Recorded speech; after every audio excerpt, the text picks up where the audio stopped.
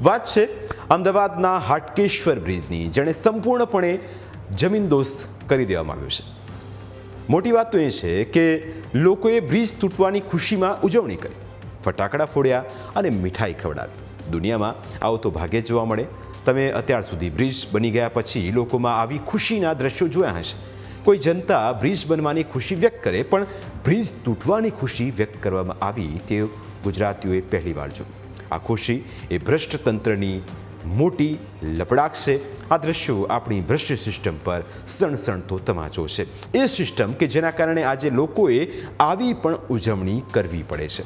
પોતાના વિસ્તારમાં વિકાસ થાય તેવું કોણ ના ઈચ્છે? સૌની ઈચ્છા હોય કે અહીં ચકચકાટ બ્રિજ હોય, પેરિસ જેવા સારા રસ્તા હોય, પણ અહીં તો તંત્રએ એવો વિકાસ કર્યો કે લોકોએ વિકાસને તોડવાની ખુશીમાં ફટાકડા ફોડીને ઉજવણી કરી। પણ સાહેબ, આ ચહેરા ઉપર આ ખુશી એમ જ નથી આવી, તેના પાછળ વર્ષો સુધીની ધીરજ છે। વર્ષો સુધી માથા ઉપર રહેલો ભાર હવે ઉતર્યો છે, કારણ કે બ્રિજ બનવાનો શરૂ થયો ત્યારે લોકોએ ખૂબ મુશ્કેલી વેઠી, ત્યારબાદ બ્રિજ બની ગયા પછી પણ વાહન ચાલકોને મુશ્કેલી વેઠવાનો વારો આવ્યો। બ્રિજ બંધ કરાતા લોકોએ ટ્રાફિકનો સામનો કરવો પડ્યો। ઘણા વેપારીઓએ વર્ષો સુધી દુકાનો બંધ રાખવી પડી અને બ્રિજ તોડતી વખતે પણ પાણીની લાઈન તૂટી ગઈ, ગેસ લાઈન લીક થઈ।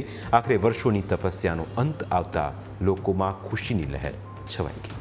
મહત્વનું છે કે હાટકેશ્વર બ્રિજ બનાવવા માટે 42 કરોડનો ખર્ચ કરવામાં આવ્યો હતો, ત્યારબાદ હવે તેને તોડવા માટે અંદાજે 4 કરોડનો ખર્ચ થયો, એટલે કે ખાધું પીધું કંઈ નહીં અને બિલ બન્યું 46 કરોડ।